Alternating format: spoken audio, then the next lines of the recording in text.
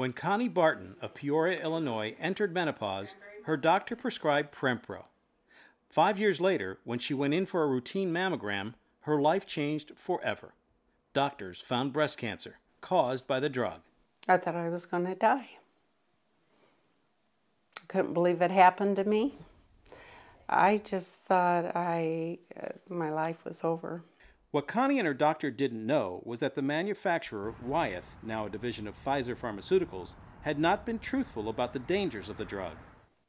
They told me the drug would be safe to take. What Connie's lawyers discovered was that Wyeth hadn't adequately studied the drug.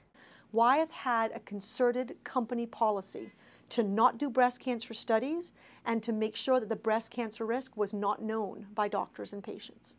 Nationwide, 200,000 women developed breast cancer because of these drugs. Connie Barton was so upset about what happened, she decided to fight back. She sued Wyeth. This did not have to happen.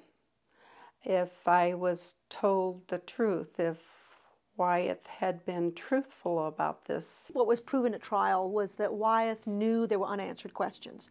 Wyeth knew studies were needed, and Wyeth chose to not do studies, and even worse, chose to downplay and suppress any evidence of breast cancer and these drugs. In finding in favor of Connie Barton, jurors believed Wyeth had misled patients and doctors. We spoke to the jurors after the trial, and what they consistently told us is that they felt that Wyeth wasn't being truthful. The lawyers showed at trial that Wyeth ignored evidence that Prempro could cause cancer. In 1983, the FDA told Wyeth human studies were needed with this combination drug. And Wyeth said, no, we're not going to do the studies because the results could end up being embarrassing. We have internal Wyeth documents saying that they're going to neutralize critics who are talking about breast cancer, overshadow studies that might hint at a breast cancer risk, dismiss, distract, downplay, minimize. Those are all words from Wyeth's documents. Those aren't words we've made up. The truth did not come out until a government study, the Women's Health Initiative, confirmed that these drugs do cause breast cancer. Once the WHI study results were released in July of 2002, the prescriptions for Wyeth's estrogen and progestin drugs dropped dramatically. Well, at the exact same, almost within a matter of months, the rate of breast cancer in this country for the first time in our history dropped.